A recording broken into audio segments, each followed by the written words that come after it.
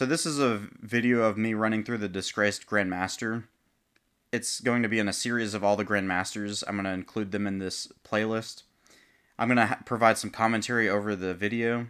I'm basically watching the video alongside what I'm saying, so it's just going to have some tips and my thoughts about what's going on, why I did what I did, stuff like that. So if you're looking for some tips and tricks, you could stay and I'll provide some thoughts.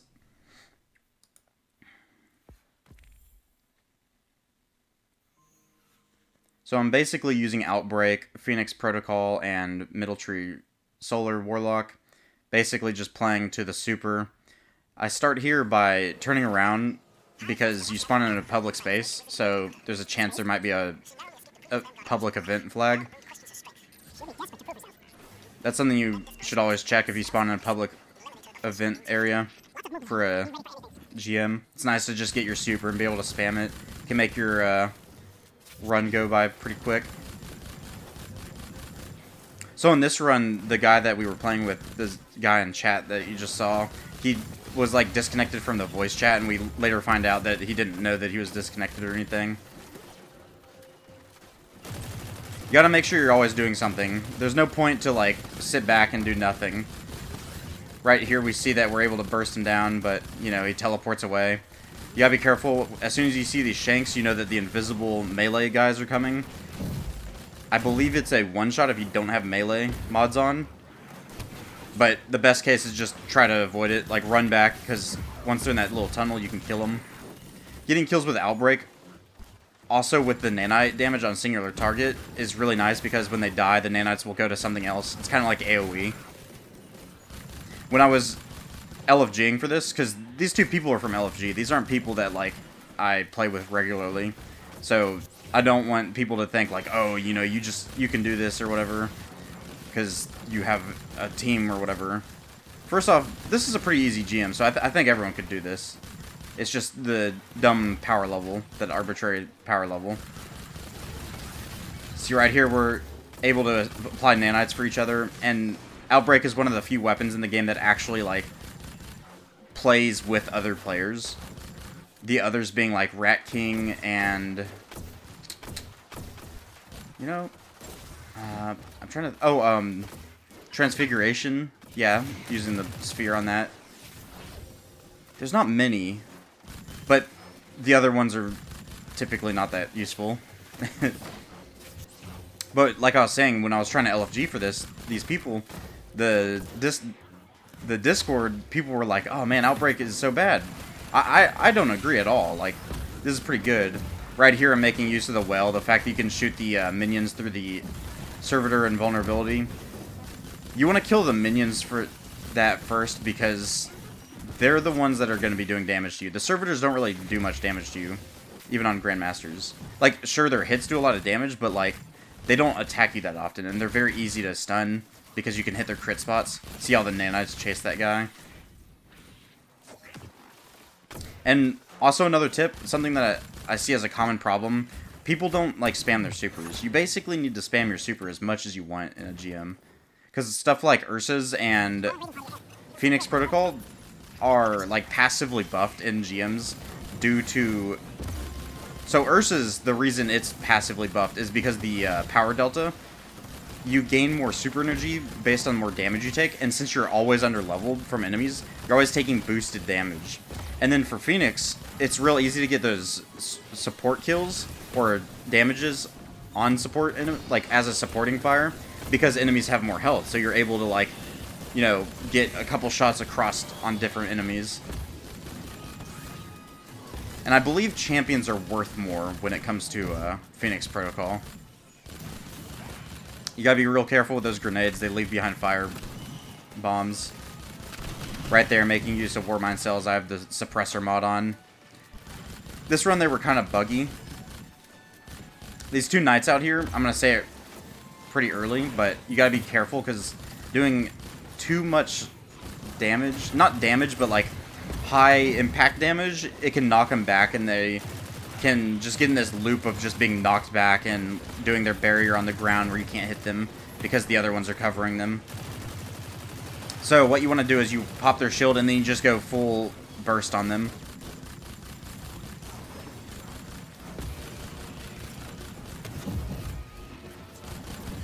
And if you see, you can see all those orbs right there. And that's why you just spam your super. Because, like, the more you use your super, the more you're going to get to see your teammates use their super and continuously do that. You have to remember, the reason you want to spam supers is because whenever you make one orb for 2 teammates, you're not making 1 orb, you're making 2 orbs.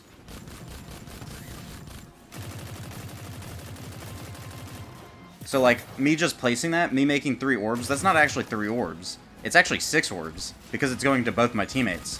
And as long as they're not dead, then they're getting those orbs. Assuming they come walk over them, obviously.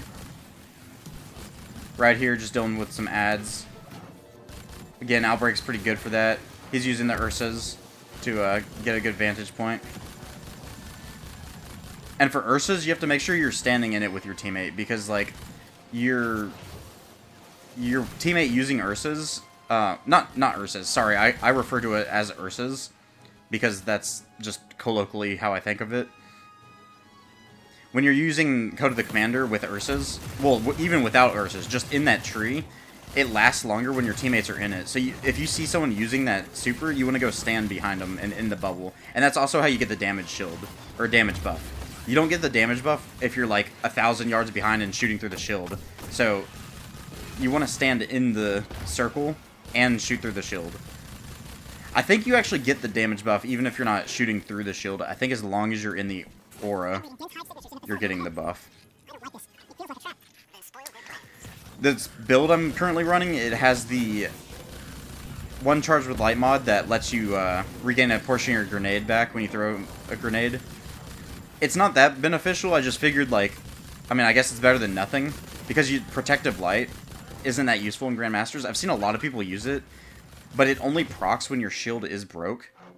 So, most things in Grandmasters are already going to kill you when your shield is broke, because that's down to your health. So you're basically 1 hit, so Protective Light is basically useless in Grandmasters. I see a lot of people use that, and that's a big mistake, because it doesn't do anything. So right here, a public event just started. We use that to, like, run through, because it despawns all the enemies that are currently there.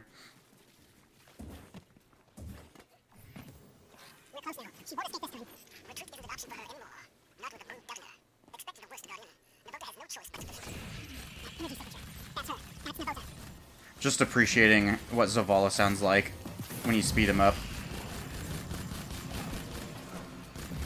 I could imagine my ghost looking like his head, like a little Zavala head. That's what that would sound like.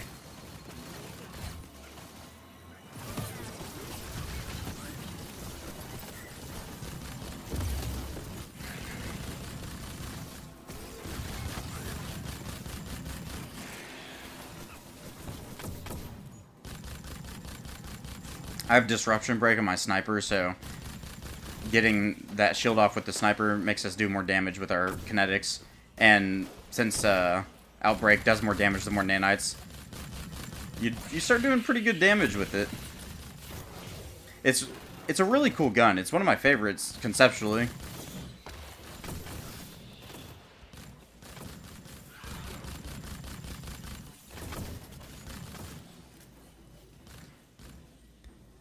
These wizards are always kind of annoying. They just sit back behind those pillars and revel. See right here, even though he's not stunned, we can start generating nanites. So when we do start doing more damage, like higher damages to him, we kill him faster. There's just a lot of utility that comes from Outbreak.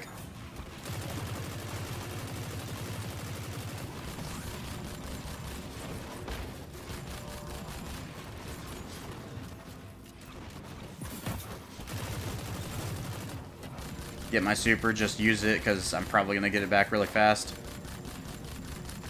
Using Phoenix Protocol, you want to stay in the well as much as you can and get, like, some hits on enemies.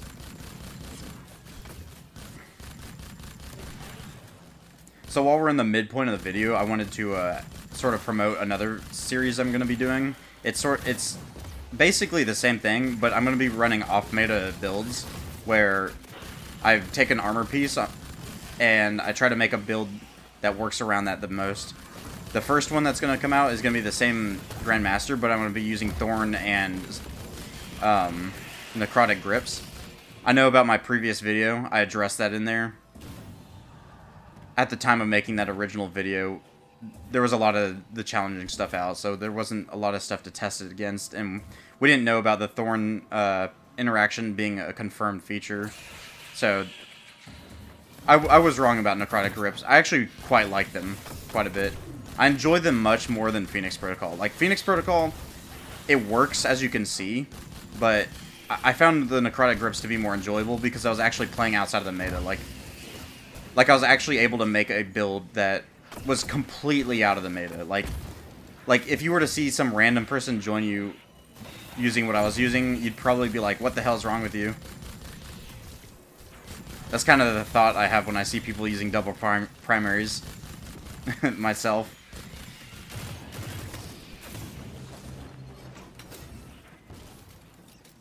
Making use of field prep by crouching and reloading. See, here's that buggy Warmind cell.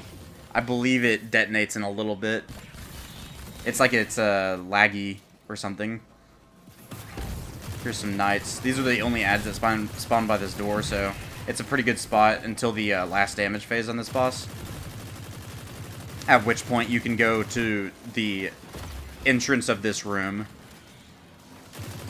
And that's a pretty safe spot. You just got, like, Curse Thralls and some Knights, as long as you have some arc damage to get rid of it. No, this is the laggy Warmind cell. See how I get 3 shots in it with my sniper? There's the pulse right there. Really weird how that works.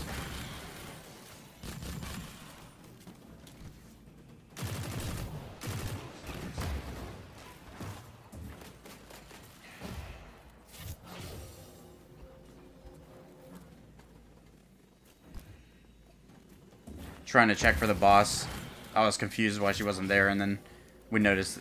And then I get kind of screwed here because she just happens to spawn like right above me. Almost instantly too. So there's a note, I guess. Don't stand right there if you have an acolyte still left alive. I'm just periodically checking for ads so we can kind of fall back, because those thralls will mess you up. And they don't jump from behind you, which is really nice. So it actually creates this really safe spot that you can fall down. Trying to proc Disruption Break.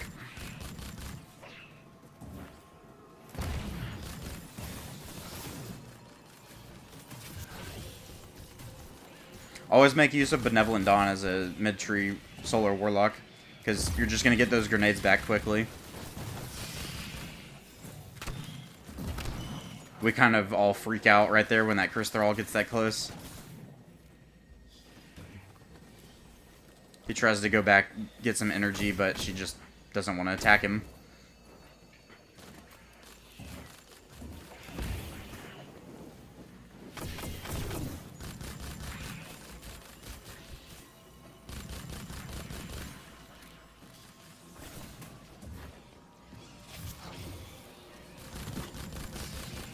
But as I was saying about my other series I'm gonna do, I would love to get some feedback, some suggestions of what exotics to use. I really want a challenge, like, give me something, like, really stupid. I'm only doing the Warlock for the first time, but I would really love, like, some really stupid exotic to use and try to make a build around.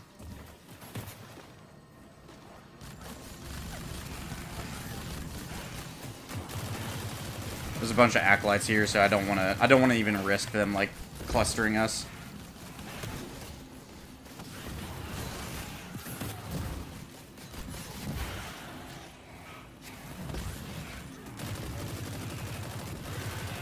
I would say this is one of the most fair GMs, in my opinion. Like, this feels like what the median of GMs should be. I personally think that the Glassway is way too overtuned. Like, I think the Wyverns are way too much. You have to play so scared of them. Like, this boss can kill you very easily, but you don't see it. Like, we're getting close up here because we can make the fact that she has a shield, so you can actually have a specific perk designated to countering that, because it kind of blinds her every now and again, if you see. So, like, there's actually, like, a player input counterplay to the design of this strike.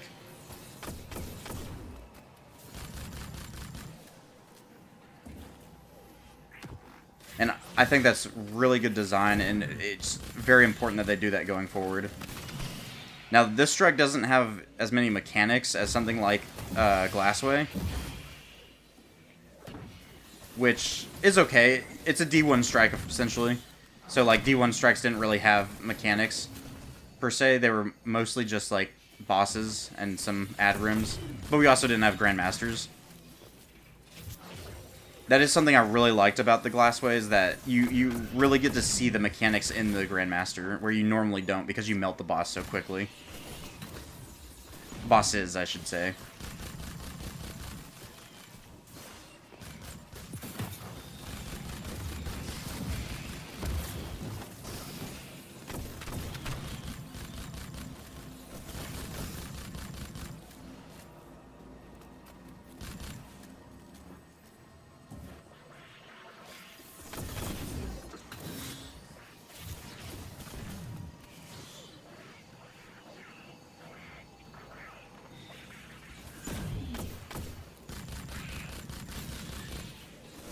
And this could definitely be faster. By no means am I saying, like, I'm the best player or whatever. But these two people were from LFG, so, as I said, it's not like some group... It's not like people I play with or anything consistently. So, considering that fact, I'd say we make a pretty good time. And I think... Don't be mad at me, guys, if I get this wrong, but I think this is both their first runs. So... It's always cool to see people, like, do their first Grandmaster. I'm just running around getting some ammo, because why not? I know I'm going to need it for the popping the shields later on. See, and as soon as you can get her down there, you get the high ground, and it's just a constant flow of the Cursed Thrall and Knights, basically. Now, it is still based on her health, I believe. So, like... If you do need to take this slower, just stop damaging the boss. Deal with the ads. But it's kind of the nature of, like, Phoenix Protocol to, like, just constantly be killing stuff. Once you use your well. And the Cursed Thrall, they don't really walk that fast, so... It's very easy to deal with. And you can kind of deal with the Knights very easily. Just pop their shields and they... kind of walk away. Nothing in this really, nothing rushes you that much. Like, every unstoppable ogre in this, Nightfall, in this Grandmaster, kind of is a pushover. They don't really, like, charge you. So, make that of what you will. Just, like, that's just how they work. I don't know what other strategies people are using as far as, like, positioning and stuff in this final fight. I think the spot I use is pretty good. But in a little bit, you'll see that we get a platinum clear. So, I'll do my outro right here. So, if you like this kind of content, I'm going to keep doing Grandmasters. They're my favorite type of activity. So, I'm going to keep making content and keep making those off-meta videos, like I said earlier. So, that's going to be pretty fun on my part. I hope that y'all like watching this kind of stuff. I really like doing serious discussions about video games in general. Like, I like the conceptual design behind things. But if you like this kind of stuff, likes, thumbs ups, shares, you know, that kind of stuff, it really helps me out, and I would appreciate it. I hope every one of you has a good day.